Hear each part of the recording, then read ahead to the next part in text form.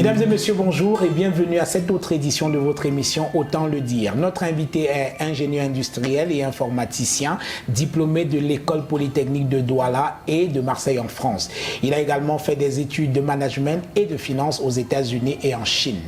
Après ses études, il a cofondé la start-up Infinity Space qui a mis au point l'application WeCatchUp depuis 2015. Application saluée depuis lors par une dizaine de distinctions aussi prestigieuses les unes que les autres. WeCatchUp agrège tous les opérateurs de transfert d'argent et facilite les paiements mobiles. Innovante, cette application ouvre assurément de nouvelles perspectives à la fintech africaine. Comment ça marche? Nous poserons la question à notre invité. Une fois de plus, merci de rester fidèle à Naya TV. Merci de regarder Autant le dire.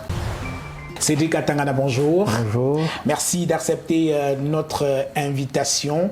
Alors, pour ceux qui ne la connaissent pas encore, est-ce que vous pouvez nous présenter votre application WeCatchUp? Alors, WeCatchUp est une application qui simplifie et sécurise l'activité des distributeurs mobile money, comme on les appelle les callbox. Oui. Voilà, il faut savoir que les distributeurs mobile money aujourd'hui, leur activité se résume de façon globale à deux opérations, c'est les dépôts et les retraits. Donc quand je suis distributeur pour Orange ou pour MTN, il y a des clients qui viennent se ravitailler chez moi, ils font les dépôts et les retraits. Et du coup, il y a des codes qu'on saisit, souvent étoile, 1, 2, 3, étoile, le numéro de téléphone du client, étoile, le montant, étoile, le code PIN dièse. Donc c'est un peu, voilà un peu le résumé de l'activité d'un callbox ou d'un point de vente mobile money aujourd'hui, Orange Money. Et donc, il y a souvent des erreurs de saisie qui se glissent, il y a des petites problématiques, des erreurs de saisie qui se glissent. On rate un numéro et l'argent va au mauvais numéro. Et généralement, ils ont un petit cahier dans lequel ils notent les opérations, dépôts, retraits, etc. Et en fin de journée, ils font leur comptabilité manuellement tous les soirs, donc ce qui est assez fastidieux quand même. Donc, et il faut savoir, un callbox aujourd'hui en moyenne, d'après les chiffres que nous on voit passer chez nous, tourne à 2 millions de francs CFA de volume d'activité par jour. 2 millions, enfin on parlera des chiffres tout à l'heure, mais c'est déjà impressionnant, 2 millions par jour. C'est assez impressionnant, donc et il y en a 70 000 au Cameroun, et puis donc ça fait un volume d'activité relativement important. Donc nous, on a digitalisé toute cette chaîne de valeur-là. On a simplifié le travail des callbox et on leur apporte un niveau de sécurité plus important pour les aider à travailler mieux, vite et de générer plus de transactions. Alors, un opérateur de transfert d'argent aujourd'hui, il dispose un téléphone pour l'opérateur Orange, un téléphone pour l'opérateur MTN. Donc, avec votre application, il n'aura plus besoin de plusieurs téléphones, mais un seul téléphone et votre application qui va agréger tout cela. Exactement. Donc, nous, on agrège tous les opérateurs. Donc, dans l'application WeCatchUp, vous allez trouver tous les opérateurs disponibles, pas seulement les opérateurs de télécom. On travaille aussi avec les banques, on travaille avec les microfinances, etc., comme Express Union et les autres. Et donc, à la fin, le distributeur, le point de vente mobile money, il a un téléphone où il y a tous les opérateurs dedans. Et la cerise sur le gâteau, c'est que cette application fonctionne sans connexion Internet. Et ça fait que, justement, les distributeurs qui sont dans l'arrière-pays, dans nos villages, etc., peuvent utiliser l'application et elle fonctionne correctement. Voilà. Alors c'est une originalité quand même remarquable que cette application puisse fonctionner sans connexion Internet. Tout et donc du coup on peut l'utiliser un peu partout au Cameroun. C'est ça le but. Le but c'était vraiment de maximiser l'inclusion et de toucher tout le monde, ne pas seulement se limiter aux grandes villes comme Yaoundé, Douala, Bafoussam, etc. L'idée c'est vraiment se rassurer que toutes les personnes, tous les distributeurs, qu'ils soient au nord, au sud, à l'est et à l'ouest du pays puissent l'utiliser vraiment sans avoir les contraintes d'avoir absolument besoin d'une connexion Internet. Voilà. Alors, c'est un avantage certain, mais il reste quand même que pour utiliser une application, il faut un téléphone Android. Or, quand on regarde des distributeurs de crédit aujourd'hui ou alors les opérateurs de transfert d'argent en général, ils utilisent des petits téléphones qui ne sont pas Android. Alors, est-ce que ce n'est pas un handicap pour la vulgarisation de votre application WeCatchUp? Alors effectivement, ça faisait partie des challenges qu'on a rencontrés lorsqu'on faisait notre étude stratégique. Il faut savoir, ça fait 7 ans qu'on travaille dessus. Donc moi, ça fait 7 ans à temps plein qu'on travaille sur cette innovation-là. Et parmi les challenges, il y avait 2 grands challenges. Le premier, c'était celui de la connexion Internet. Il fallait se rassurer que les distributeurs, ils ne soient pas contraints de devoir dépenser pour avoir une connexion Internet, etc. Et deuxièmement, il y avait effectivement le problème du smartphone. Et donc on a réglé, et la grande surprise que j'ai merveilleux, c'est que ce sont les distributeurs eux-mêmes, les callbox, qui nous ont fait des propositions. Donc aujourd'hui, on est en train de travailler avec des partenaires pour mettre à leur disposition un smartphone qui leur permet justement de travailler beaucoup plus facilement. Un smartphone qui a suffisamment de capacité, mais qui est pas très luxueux non plus, parce que le but c'est pas d'attirer les bandits chez eux, etc. Voilà, donc c'est un problème qu'on a résolu à travers nos différents distributeurs, différents partenaires. Donc on propose un smartphone aux différents distributeurs et ensuite ils le règlent en petits bouts. Et ça fait que le problème du smartphone il est réglé. Voilà. Alors il y a également que certains opérateurs de transfert d'argent n'ont pas, sans vouloir faire injure à qui que ce soit, un niveau intellectuel assez remarquable. Est-ce que ce sera facile l'utilisation de cette application? Justement, là, on a conçu l'application pour qu'elle soit hyper intuitive pour le distributeur Mobile Money. Donc le monsieur ou la dame qui est dans son point de vente Orange Money ou MTN ou autre, ou sous son parasol, ou avec son tabouret ou dans sa boutique un peu plus grande, ils n'ont qu'à aller sur le Play Store, sur Google Play Store, chercher WeCashUp, WeCashUp, WeCashUp. Donc ils télécharger l'application. Une fois qu'ils l'ont installée, l'application. Juste après, ils n'ont plus besoin d'une connexion Internet. Et on est en train de travailler d'ailleurs en ce moment pour faire en sorte qu'ils n'aient même pas besoin d'aller sur le Play Store pour pouvoir l'installer. Donc, ce sont des mécanismes qu'on met en place. Donc, vraiment, l'application est très, très intuitive. Lorsqu'ils ouvrent l'application, ils verront les différents opérateurs. Ils cliquent sur un opérateur, ils voient les opérations, ils cliquent sur dépôt, retrait. C'est vraiment très intuitif. Donc, on a beaucoup travaillé là-dessus. Nos équipes à Marseille, et à Douala et à Abidjan travaillent justement tous les jours à améliorer l'expérience utilisateur pour que ce soit le plus intuitif pour tout le monde, pour les personnes qui sont pas allées à l'école, qui ne savent pas lire le français et l'anglais, et même bientôt, même pour les personnes malentendantes et malvoyantes. Ce sont des paramètres qu'on intègre beaucoup dans notre processus d'innovation. Il faut se rassurer que personne n'est laissé derrière. Voilà. Alors, l'autre chose qu'on observe aujourd'hui, c'est il y a une grande paperasse dans la gestion.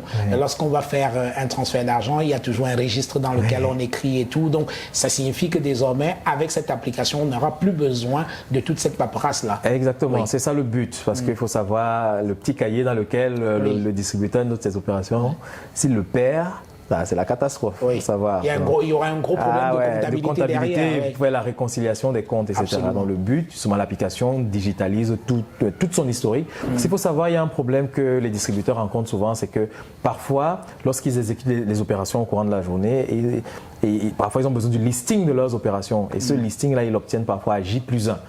Donc ça fait, et parfois, c'est souvent la faille, c'est souvent une faille que certaines personnes malveillantes utilisent pour arnaquer les distributeurs. Vous imaginez, quelqu'un arrive dans un point de vente, il dit faites-moi un dépôt de 100 000 à 8 h du matin, et du coup il est en moto, il est pressé, il s'en va, il n'attend pas que le SMS de l'opérateur, le SMS de confirmation de l'opérateur arrive.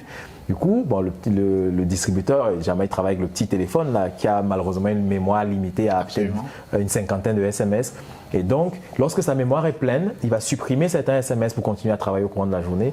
Mais le même monsieur revient le soir à 16 h, il lui dit « Ah tiens, le dépôt de ce matin, il n'est pas arrivé. Il n'est pas arrivé. Est-ce que tu peux me refaire ?» Et là, l'autre, il a vraiment exécuté le dépôt, mais comme il a supprimé les SMS, il n'a plus de preuve matérielle comme quoi il a exécuté la transaction.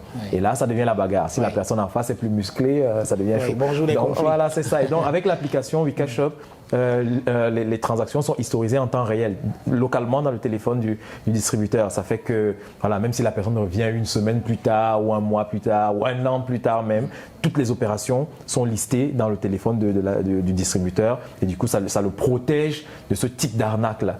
Et on a une équipe justement qui travaille d'arrache-pied pour continuer. On a des distributeurs qui nous remontent les difficultés, les arnaques auxquelles ils sont victimes. Et nous, on travaille avec eux, on apporte des solutions au fur et à mesure. Alors, comment est-ce qu'on sait aujourd'hui que l'activité de transfert d'argent, c'est le secteur informel? Comment est-ce qu'on peut, à travers votre application, rendre ce secteur disons-le, beaucoup plus formel? Il faut savoir, moi je dis toujours, les points de vente Mobile Money, les callbox comme on les appelle chez nous, ce sont de véritables chefs d'entreprise. Et moi, je dis merci pour l'opportunité que vous me donnez de m'adresser à eux à travers cette interview. C'est surtout leur dire il faut changer la perception qu'ils ont d'eux-mêmes. Parce que être distributeur mobile money, c'est être chef d'entreprise. Et donc, il faut se comporter tel quel, du moins un chef d'entreprise, et la société, notre société camerounaise, doit les percevoir tel quel. Donc parfois, dans notre imaginaire, dans la société, on se dit quand on fait le call box, c'est qu'on a un peu raté sa vie. Non. Donc l'idée, c'est de dire à ces chefs d'entreprise-là, écoutez, vous êtes chef d'entreprise, vous êtes des diamants bruts qu'on a malheureusement parfois jetés à la poubelle. Notre objectif, c'est d'arriver là, de polir ces diamants-là et de les mettre voilà, de montrer leur éclat au monde entier. Donc voilà, donc pour nous, aujourd'hui, l'idée, c'est de travailler avec ces gens-là, les aider justement à se formaliser, le processus de formalisation. Le but, c'est de le faire graduellement. Il faut savoir justement ce qui rend ce secteur dynamique, c'est surtout parce qu'ils sont dans l'informel. L'informel, justement, leur donne une certaine agilité que les entreprises formelles n'ont pas. Voilà. Donc, et en essayant de les formaliser, on risque de perdre cette vélocité-là à laquelle ils tournent au quotidien. Donc nous, on a d'ailleurs, c'est l'occasion sûrement d'en parler, on a construit, on a une forme juridique intermédiaire entre l'entreprise totalement informelle et la société formelle. Donc l'idée, c'est l'occasion de présenter ici, c'est dire aux gens, à nos gouvernements, à notre administration, dire nous on a des propositions à faire parce que parfois on a tendance toujours à critiquer les gouvernements, etc. sans rien proposer. Nous, au-delà de la technologie, on a construit un statut juridique qu'on voudrait proposer justement pour amener, qui sera un statut juridique intermédiaire entre l'informel et le formel, pour amener ces petits distributeurs informels-là à terme à se formaliser. On travaille aussi avec les banques commerciales locales. On a réussi à construire un modèle de compte bancaire qui va être associé à ces gens-là. Donc l'idée, c'est de les amener aussi vers les banques, mais vraiment étape par étape. On les amène vers les banques, ils créent un compte bancaire. Donc, le fait de télécharger l'application WeCashUp vous donne la possibilité d'avoir un compte bancaire ouvert gratuitement aussi auprès des banques partenaires avec lesquelles on travaille. Donc, une fois que ce compte bancaire-là est ouvert… On peut en parler, hein, voilà. Est-ce qu'il y a des banques qui jouent le jeu déjà Oui, on travaille avec UBA par exemple. UBA Bank, c'est notre partenaire au niveau qui est assez digitalisé. Qui est très très dynamique.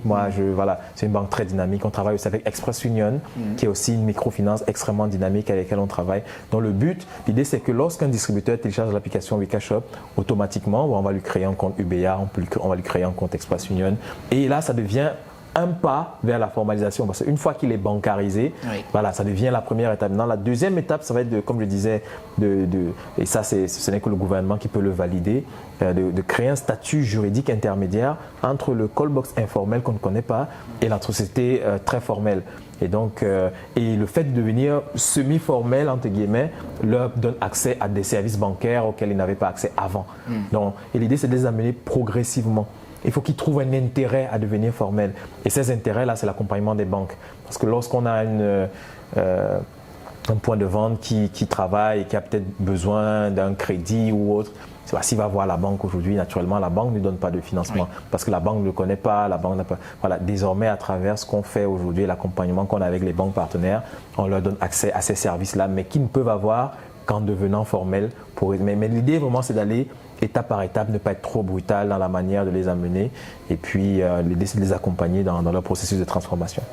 Alors, Cédric Latangana, les sommes sont quand même assez importantes. Hein. Tenez, si l'on s'en tient à une étude qui a été réalisée par GSMA, Mobile Money Deployment Tracker, en 2020, le flux financier annuel traité par les opérateurs de transfert d'argent en Afrique subsaharienne se situe autour de 41 milliards et demi de dollars. C'est à peine croyable. C'est extraordinaire. En Afrique subsaharienne. Rien que l'Afrique subsaharienne compte 3,3 millions de distributeurs mobile money, donc de callbox. Et qui ont traité ce chiffre-là, 41,5 milliards de dollars. Donc c'est pas et ça c'était 2019 même. C'était 2019, c'était juste avant la situation de crise sanitaire dans laquelle on a. Donc, et moi, j'attends avec impatience. J'attends avec impatience le rapport pour 2021, pour l'année 2020, parce que je pense que ce chiffre-là va doubler, voire tripler. Donc, ce sont des acteurs. C'est pour ça que je dis, ces distributeurs-là, on doit aujourd'hui changer la perception qu'on a d'eux.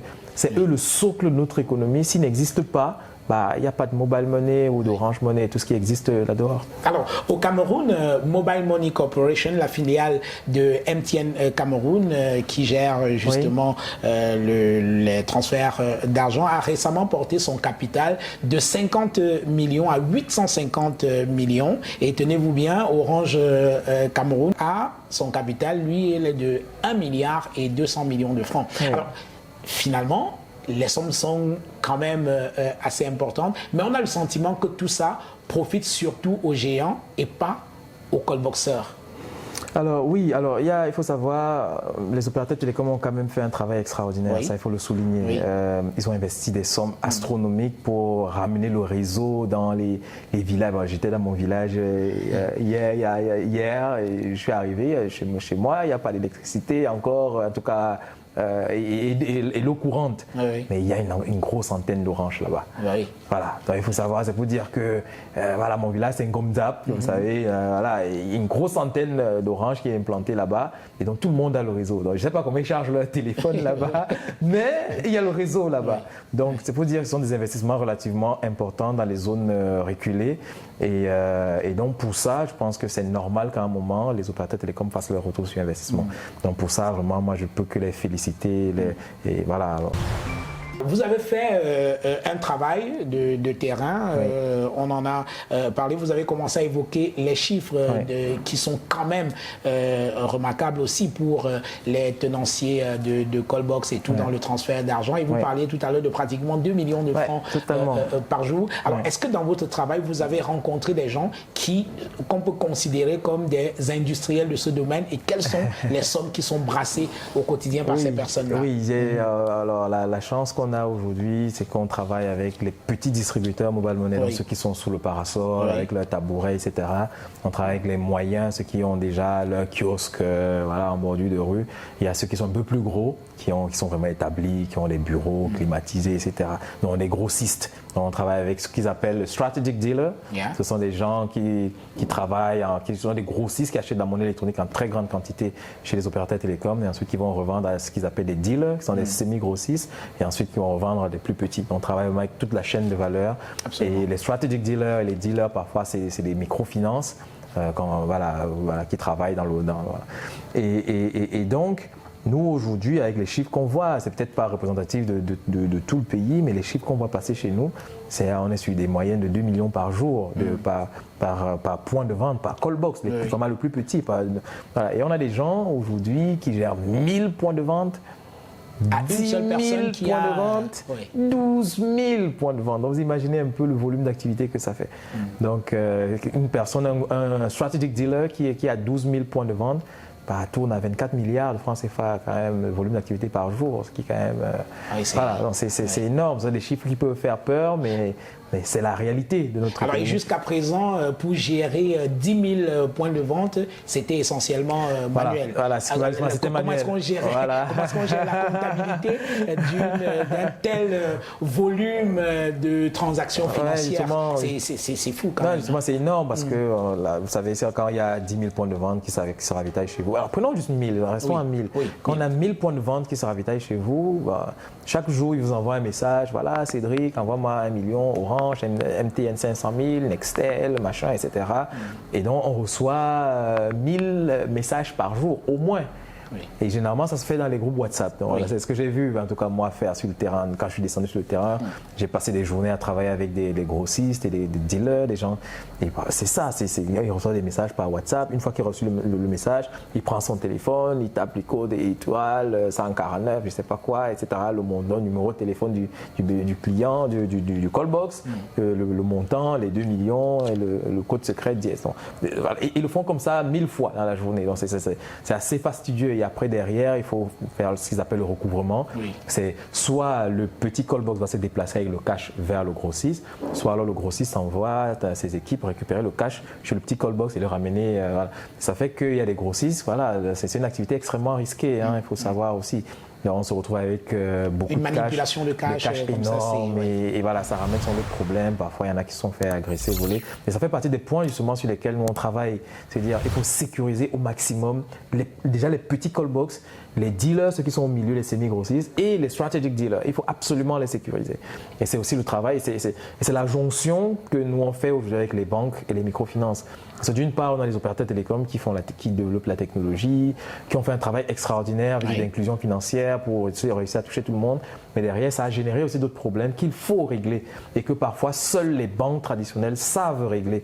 Dans tout ce qui est gestion du cash, c'est-à-dire lorsque le strategic dealer reçoit son cash, bah, il vaut mieux minimiser le temps pendant lequel on détient ce cash. Là, il faut le déposer le plus rapidement possible à la banque. Donc, nous, on travaille avec les banques commerciales de la place et les microfinances. Le but, c'est que ces flux de cash-là aillent vers les professionnels du cash qui sont les banques et les microfinances, pour minimiser le risque au maximum au niveau du grossisme. Ce sont des choses sur lesquelles on travaille. C'est un work in progress. C'est pas encore finalisé comme il faut. Voilà. On continue à travailler avec les strategic dealers, les opérateurs télécoms, les banques, les microfinances pour réussir à sécuriser au maximum et à assainir cet écosystème financier-là. Alors, est-ce que vous sentez de l'engouement de la part justement de toute cette chaîne-là, que ce soit les strategic dealers, les distributeurs, les petits, les grossistes, les petits distributeurs également. Est-ce que vous sentez un intérêt pour eux d'être un peu plus clairs ou alors de faciliter leur travail par la technologie? Parce que parfois, certains sont un peu rebelles à la technologie. Est-ce que vous sentez un engouement de leur part? Le retour est juste, moi je dis, c'est juste incroyable. C'est le retour, il est au-delà de mes attentes. Donc quand on démarrait, on se disait ça prendrait beaucoup de temps pour amener, mais aujourd'hui les gens adhèrent. Il faut savoir, l'application elle est gratuite. Elle est gratuite pour tous les petits distributeurs en dessous. Et justement, donc, quand on leur donne une application qui leur facilite la vie, donc les transactions qu'ils exécutaient entre 3 et 5 minutes, désormais ils les exécutent en 20 secondes. Ça leur fait gagner du temps. Avant, ils avaient le petit cahier où ils notaient les opérations. Désormais, tout est historisé dans le téléphone. Ils peuvent même perdre le téléphone et ensuite ils pourront retrouver leurs transactions sans difficulté. Voilà. Et les grossistes eux-mêmes, avant, ils avaient les groupes WhatsApp où ils recevaient les messages, envoie-moi 1 million, envoie-moi 2 millions, envoie-moi ça, etc. Désormais, tout est digitalisé et tous les opérateurs sont centralisés dans une seule interface. Donc, au lieu d'avoir un fichier Excel pour gérer Orange, un fichier Excel pour MTN, un fichier Excel pour temps, etc., désormais, tout ça est centralisé. Ils ont une visibilité sur l'intégralité de leur réseau. Ils peuvent faire un suivi plus facile. Et donc, ça leur facilite la vie. Il faut savoir, il y a des gens qui perdent beaucoup d'argent simplement parce qu'ils ont oublié d'aller récupérer l'argent chez tel. J'ai reçu un message WhatsApp où on me disait envoie-moi 2 millions, j'ai envoyé les 2 millions, mais après j'ai oublié de transmettre l'information au commercial qui doit aller sur le terrain récupérer le cash, etc. Donc voilà, c'est un peu cette gestion, on va dire, manuelle là qui est digitalisée aujourd'hui. Et quand ils voient ça, quand les grossistes, même les strategic dealers, les dealers, quand ils voient les outils qu'on a développés, ils sont juste, ils sont séduits et ils y vont tout de suite. Donc, en clair, les gars qui font le call box doivent être respectés, c'est pas des pauvres types. Totalement. Moi, je dis aux gens vraiment, les call box, ce sont des chefs d'entreprise et il faut les respecter. Il faut leur donner, je veux dire, le crédit qu'il faut. Il faut les encourager, il faut les respecter, Et moi, j'espère que ça va créer de nouvelles vocations des personnes. Il y a des gens d'ailleurs, depuis qu'on a commencé à communiquer, qui nous ont contactés, qui disent tiens, donc cette activité peut générer autant. Bon, après, je ne dis pas que tous les distributeurs font 2 millions par jour. C'est une moyenne, mais la réalité, il y a 2 grands facteurs qui pourraient amener les gens à générer beaucoup de volume de transactions. C'est le capital minimum investi dans l'activité et deuxièmement, c'est la localisation du point où vous allez déployer votre activité. Et avec ça, il y a des distributeurs, j'en connais, j'en vois, qui gagnent jusqu'à 1 million de francs CFA de commission par mois. Dans leur salaire, de ce qu'ils gagnent, dans leur commission. Voilà, il y a le capital qui tourne, mais après les commissions, il y en a qui gagnent 1 million. Et donc, 1 million de francs CFA, c'est quand même beaucoup plus que ce que beaucoup de cadres de nos entreprises gagnent. Donc, ces gars-là, ils sont dans la rue, ces gars et ces filles sont dans la rue, ils travaillent tous les jours. Il y en a qui gagnent ces montants-là. Et donc, malheureusement, parfois, eux-mêmes, ils ne se rendent pas compte qu'ils gagnent ces montants-là. Parce que quand je dis 1 million. Il n'y a pas une lisibilité dans la comptabilité. C'est ça. C'est que quand je dis 1 million de francs, ça peut paraître beaucoup quand on voit par mois, mais ça fait 33 000 par jour à peu près. Donc, quand on gagne 33 000 par jour, parfois, ils dépensent un peu n'importe comment, mais 33 000 sur 30 jours, ça fait 1 million. Donc, et Infinity Space, votre entreprise, dans tout ça, vous gagnez quoi? Alors justement, nous, on travaille avec les grossistes. On travaille avec les grossistes qui sont nos clients. Nous, on les accompagne, on les aide à digitaliser leur activité, à être beaucoup plus efficaces au niveau opérationnel. Parce qu'il faut savoir, quand j'ai 1000 points de vente, si mes points de vente ne sont pas approvisionnés, je perds de l'argent. Parce qu'il vaut mieux savoir que telle personne a son solde est déjà à tel, il vaut mieux le ravitailler vite parce qu'il y a parfois, vous voulez faire un dépôt ou un retrait d'une certaine somme. Après, le distributeur vous dit non, je ne peux pas parce que je n'ai pas assez de monnaie électronique. Donc, il faut absolument. En fait, le rôle du grossiste en haut, du dealer, du strategy dealer, c'est de toujours approvisionner ces petits distributeurs. Donc, s'il y a un qui tombe en dessous d'un certain seuil et qui n'est pas ravitaillé, il perd de l'argent. Donc nous, en digitalisant cette activité-là, on lui fait gagner de l'argent parce qu'on va lui mettre des alertes. On dit attends, il y a telle personne qui a moins de tel seuil, voilà, est-ce que tu peux l'appeler ou tu peux me le recharger automatiquement, etc., etc. Ça permet justement, plus vite les petits distributeurs achètent chez lui, plus vite il achète chez l'opérateur et plus vite il touche sa commission. Oui. Donc c'est tout ça. Donc nous on les aide justement à digitaliser leur activité pour que les flux, les unités de valeur se vendent le plus rapidement possible. Et plus vite ça se vend, plus vite ils touchent les commissions. Donc voilà, et c'est eux qui nous payent. C'est eux nos clients qui nous payent, on les aide. Voilà, il y a eux, et ensuite il y a les banques avec lesquelles on travaille. Les microfinances, on les aide aussi, on les connecte à l'écosystème. On travaille aussi avec les régulateurs aussi, il faut savoir. Alors, on a le GIMAC par exemple qui est une institution extraordinaire qui fait un travail vraiment de qualité pour interconnecter l'ensemble des acteurs du secteur financier et de créer un certain équilibre entre les très très gros qui sont les opérateurs télécoms et les très très petits qui sont les microfinances. Donc nous on vient les accompagner aussi, on vient apporter notre brique à l'édifice et l'idée c'est de travailler avec tous les acteurs du secteur financier. Donc, on se présente comme un catalyseur d'écosystème. Donc on ne veut pas on n'est pas concurrent des banques ou des opérateurs ou des opérateurs de transfert d'argent, non. On est là pour aider les petits distributeurs, les grossistes, les opérateurs, les banques, le régulateur même. Donc on travaille avec tout le monde pour se rassurer que tout le monde en soit gagnant. Voilà. Alors WeCashUp revendique, cette application se veut panafricaine. Oui. Alors dans combien de pays est-ce que vous avez déjà déployé l'application? Alors la solution est déployée dans 5 pays déjà à ce jour. À l'instant on parle, c'est le Cameroun, c'est le Congo-Brazzaville, c'est le Tchad, la Côte d'Ivoire et le Sénégal. Donc il faut savoir les problématiques qu'on vit au Cameroun avec les callbox, ce que je décrivais, c'est les mêmes problématiques partout, à l'échelle panafricaine. Et nous on s'est dit, le Cameroun, j'aime mon pays, mais à l'échelle africaine, il est trop petit. Ah oui. Voilà, il est beaucoup trop petit. Oui. Parce qu'il faut savoir, l'Afrique aujourd'hui, c'est 1,3 milliard de personnes. C'est à peu près équivalent à la Chine, où il y a 1,4 milliard de personnes. Mais la Chine, c'est une langue, une devise, une réglementation bancaire, one everything. C'est vraiment un marché très très unifié. Oui. Ça fait qu'il y a des entreprises qui démarrent en Chine, qui explosent en Chine sans avoir besoin de sortir de la Chine. Oui. Et donc nous, on s'est dit, on est africains. On démarre au Cameroun parce qu'on a des appuis stratégiques plus forts, parce que c'est d'où on vient, etc.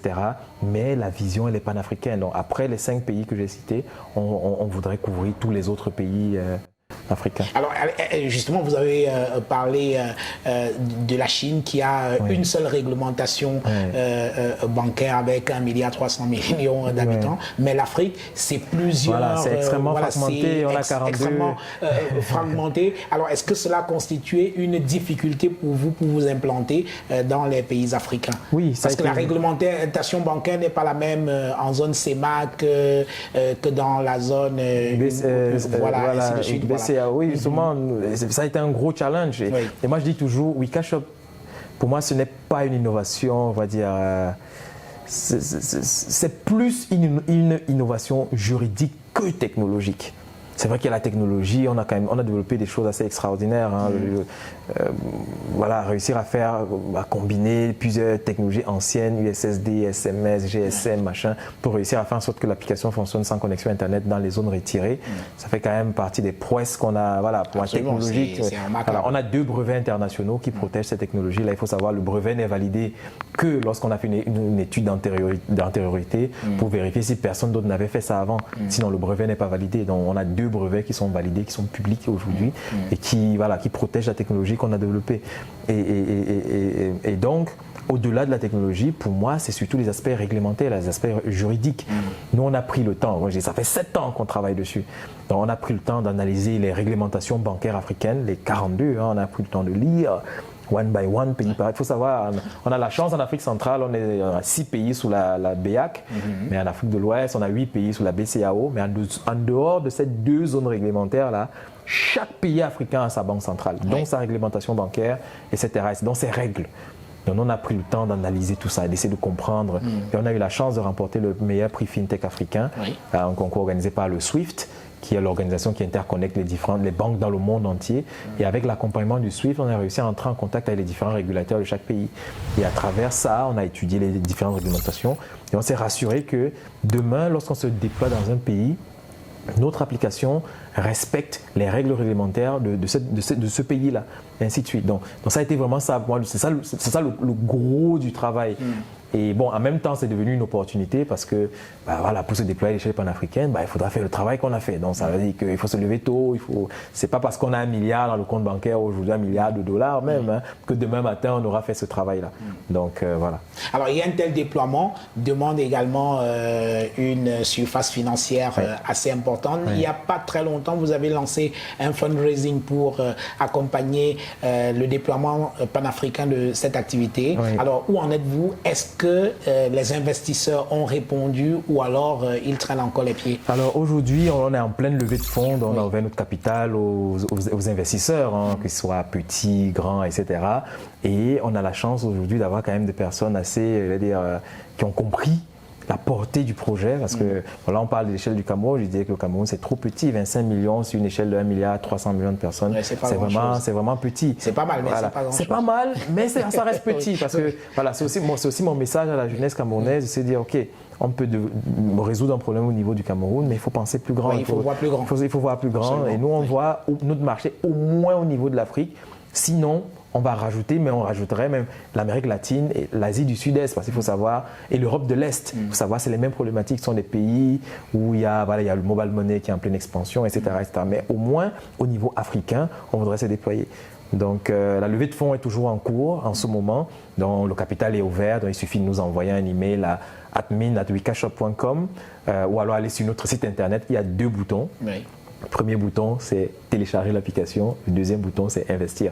Donc, à partir de là, les gens peuvent toujours souscrire. Est-ce que vous avez des gros investisseurs qui sont venus? On a de gros investisseurs. On va en parler si vous voulez. Non, on ne peut pas encore donner leur nom, malheureusement. Voilà, mais la levée de fonds, elle est en cours. Elle se passe plutôt bien. Franchement, ça va largement au-delà de mes attentes. Parce qu'il faut savoir, à ma grande surprise, les distributeurs mobile money, puisque l'application a de l'impact dans leur vie au quotidien, l'application est gratuite, il y en a beaucoup qui sont devenus actionnaires de Wikashop, qui ont décidé d'investir dans Wikashop pour nous soutenir. Donc c'est pour vous donner, pour vous faire comprendre que voilà, à un moment, parfois on a l'impression qu'il faut être millionnaire, milliardaire pour devenir investisseur. Parfois, il suffit, même les plus petits peuvent investir. Et moi, ça a été ça ma grande surprise de dire, ok, on a déployé une application. Nous, on est arrivé en essayant de les aider, mais aujourd'hui, ce sont eux qui nous aident. Donc le capital est ouvert pour toutes les classes. Et moi, je suis plutôt optimiste quant à la... Combien pèse Wikashop aujourd'hui? Alors, la société aujourd'hui est valorisée à 50 millions d'euros. 50 millions d'euros. Voilà, c'est ça. Et voilà. Ah oui, 50 millions d'euros, c'est beaucoup. Et vous voulez encore quoi? Non, c'est petit. Vous aimeriez combien? Je pense que non, c'est beaucoup trop peu par rapport au potentiel du marché sur lequel on est en train d'évoluer. Donc aujourd'hui, 50 millions d'euros, ça, c'est ce que vous, Wikashop, et vous en voulez encore beaucoup plus. Voilà, c'est ça. Aujourd'hui, on est sur 5 pays. Pour se déployer dans les autres pays, on a besoin de plus de ressources. Et il y a des sociétés qui ont le même âge que nous, qui valent 5 milliards d'euros. Donc, je veux dire que nous, on est resté extrêmement conservateurs parce qu'il faut savoir, malheureusement, on est dans un écosystème un peu francophone, ou vraiment sans taper sur les francophones, mais il y a quand même une mentalité qui fait que on y va un peu lentement. Donc quand on arrive avec des montagnes un peu élevées, les gens ont un peu peur. Et pourtant, chez les anglo-saxons, ça va extrêmement vite. Donc on est resté relativement conservateur sur nos chiffres. On s'est dit, bon, on est encore petit, on va faire nos preuves, on va essayer de rester. Mais il y a des sociétés qui ont le même âge que nous, qui sont valorisées à 5,5 milliards d'euros aujourd'hui. Donc notre objectif, c'est voilà, d'ici 4-5 ans, j'espère que faire une entrée en bourse avec une valorisation d'au moins 1 milliard d'euros. Ben écoutez, on vous le souhaite. Quand je préparais cette émission, j'ai vu Alibaba dans pas mal de vos documents. Alors, c'est quoi le lien entre Wika Shop ou alors Infinity Space et Alibaba, le géant de la distribution chinoise? Ouais, justement, on a eu la chance d'être sélectionné parmi les meilleures innovations des marchés émergents par Jack Ma en personne. Jack Ma, oui, Jack Ma, le fondateur d'Alibaba, c'est ça. On a eu la chance, c'était un concours c'est un programme de Jack Ma en partenariat avec les Nations Unies, UNCTAD, où il sélectionne les meilleures innovations en Asie et en Afrique. Donc, c'est vraiment les 2 zones. Et donc, on a eu la chance d'être sélectionné. On a passé près d'1 mois au siège d'Alibaba à Hangzhou, en Chine. C'est d'ailleurs où j'ai suivi ma formation à la Alibaba Business School, avec vraiment tous les directeurs généraux des business units d'Alibaba, AliExpress, Alipay, Taobao, Tmall, etc., etc. Donc on a appris beaucoup d'eux, parce qu'il faut savoir, la Chine, l'Afrique d'aujourd'hui, c'est un peu comme la Chine d'il y a 30 ans. Oui. Donc Alibaba, c'est une boîte qui a 20 ans aujourd'hui et qui a réussi à se développer malgré le contexte difficile de la Chine d'il y a quelques années en arrière. Oui. Et donc quand ils nous ont vus, ils ont dit tiens, vous avez le potentiel de faire ce que nous on a fait il y a quelques années en arrière, mais voire plus. Parce qu'aujourd'hui, vous avez une meilleure connexion Internet que nous il y a 20 ans en arrière. Donc il y a des choses qui sont quand même, vous avez plus d'atouts, etc. Et donc on a passé du temps là-bas, on a appris beaucoup d'eux. Et voilà, on a rencontré aussi beaucoup d'investisseurs là-bas. Il y en a qui sont entrés dans notre capitale. On a des investisseurs qui viennent des 5 continents. On a un point totalement ouvert. On s'est dit, on est certes africains. Naturellement, j'encourage beaucoup les investisseurs africains à investir dans les initiatives africaines parce que voilà, il faut savoir, on est dans une guerre économique, donc il faut absolument que demain, quand je dis voilà, avec beaucoup d'espoir, on va faire notre entrée en bourse et que les choses vont exploser comme on l'a toujours souhaité, que ce soit les investisseurs africains qui en bénéficient aussi. Mais bon, après, on est ouvert, on est une entreprise qui se veut internationale. On démarré au Cameroun, mais on est une entreprise aujourd'hui internationale avec des investisseurs qui viennent des 5 continents. Donc, en Chine aussi, on a rencontré des personnes qui ont investi chez nous, dans les différents continents, etc. Donc, c'est ça notre lien aujourd'hui. On a gardé un lien très affectif avec Alibaba, où on a des personnes qui sont proches d'Alibaba, qui sont avec nous, qui nous accompagnent, qui nous guident, etc. Et donc, oui, c'est une grosse inspiration pour nous. Et s'ils ont réussi à le faire, on peut le faire, à 10 fois plus. Oui. Alors, votre équipe, elle est jeune, à votre image, 29 ans, pas plus. Et alors, comment est-ce que vous avez constitué votre équipe? Je vais dire que c'est un peu un concours de circonstances. Je vais dire c'est la chance qu'on a eue aujourd'hui. Il n'y a pas de formule magique pour construire des équipes extraordinaires. En tout cas, à notre niveau, ce qu'on a fait, moi j'ai eu la chance de rencontrer ma cofondatrice Anicelle Cougnier, qui gère toute la dimension administrative et financière de notre société. Je pense que sans elle, aujourd'hui, on ne serait pas ici. Et moi, je l'ai rencontrée dans l'association des étudiants africains de Marseille. Vous savez, quand j'arrive en France, je connais personne, j'ai pas de famille là-bas. Et je suis tombé malade dans ma chambre d'étudiant. Et voilà, j'ai appelé mon frère, qui a appelé une amie, qui est tombée sur elle. Il dit tiens, il y a un petit bonhomme là-bas qui est tombé malade là. Du coup, elle est arrivée avec d'autres membres de l'association et ils m'ont ramené les médicaments et tout. Et moi, ça m'a fait vraiment chaud au cœur. Et le but de l'association des étudiants africains de Marseille, AEFM, c'est d'accueillir les nouveaux étudiants, les accompagner, les guider, la procédure administrative. Vous savez, il y a des choses qui existent là-bas qu'on ne connaît pas ici. Quand on arrive, on est un peu perdu. Donc, eux, ils m'ont guidé, etc. Et donc, c'est comme ça qu'on s'est rencontrés. Et à travers elle, le milieu associatif. Et c'est aussi comme ça que je vais dire ma dimension panafricaine a grandi. Parce que là, dans l'association, je travaille avec des Ivoiriens, des Burkinabés, des Kenyans, bref, des gens qui venaient de partout et même d'autres continents. Et c'est comme ça que j'ai mon envie de faire des choses pour l'Afrique entière. Et après, au fur et à mesure, d'autres personnes, en communiquant notre histoire, notre vision, notre mission sur les réseaux sociaux, il y a des personnes qui ont investi chez nous et qui, à terme, aujourd'hui, sont devenus salariés. Et l'une des philosophies qu'on a chez nous, c'est que tous les salariés sont actionnaires. Et donc, ça crée une dynamique, ça fait que les gens viennent de partout. Nos salariés, les personnes qui travaillent avec nous, ils viennent de tous les continents. Donc, on a des Africains, des Européens, des Asiatiques, des Américains dans l'équipe. Donc, c'est une équipe très multiculturelle, à l'image du Cameroun un peu, parce que le Cameroun, c'est un pays avec beaucoup de diversité. Absolument. Et pour moi, c'est une très, très grande richesse. Et c'est un peu ce qui se retrouve à notre échelle, mais de façon un peu plus large. Voilà. Alors, dernière question, Cédric Atangana. Qu'est-ce qui, aujourd'hui, peut être considéré comme un handicap pour le développement de la FinTech en Afrique? Alors, je vais dire, il y a plusieurs. Le premier facteur, c'est surtout le fait que les gens apprennent se rendent comprennent que le digital aujourd'hui a un potentiel extraordinaire. Dans le sens où, et ça c'est vraiment mon message aux investisseurs africains. Donc, il y a beaucoup de nos aînés qui ont fait fortune dans le secteur primaire, dans la construction, tout ce qui était vraiment solide, le domaine industriel, l'élevage, l'agriculture, etc. Ce qui est déjà génial et moi je leur tire un grand coup de chapeau pour ça. Aujourd'hui, on est passé à la deuxième étape qui est le digital. Il faut que nos investisseurs locaux comprennent que il y a des entreprises comme Snapchat par exemple, il y a un petit réseau social basé aux États-Unis, ou Netflix ou Facebook qui valent beaucoup plus que les entreprises comme Renault ou Peugeot.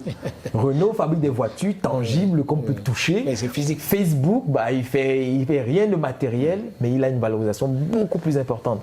Donc, investir dans les startups du digital comme Wikashop par exemple, c'est extrêmement porteur de nos jours dans le domaine du numérique, les télécoms, etc. Donc, moi, ça a été ça l'un des premiers freins au début. On ne croyait pas beaucoup en nous. On se demandait est-ce qu'ils vont se casser la gueule, est-ce que ce n'est pas trop ambitieux pour eux. Bon, ça fait 7 ans aujourd'hui, on a une expérience de 7 ans.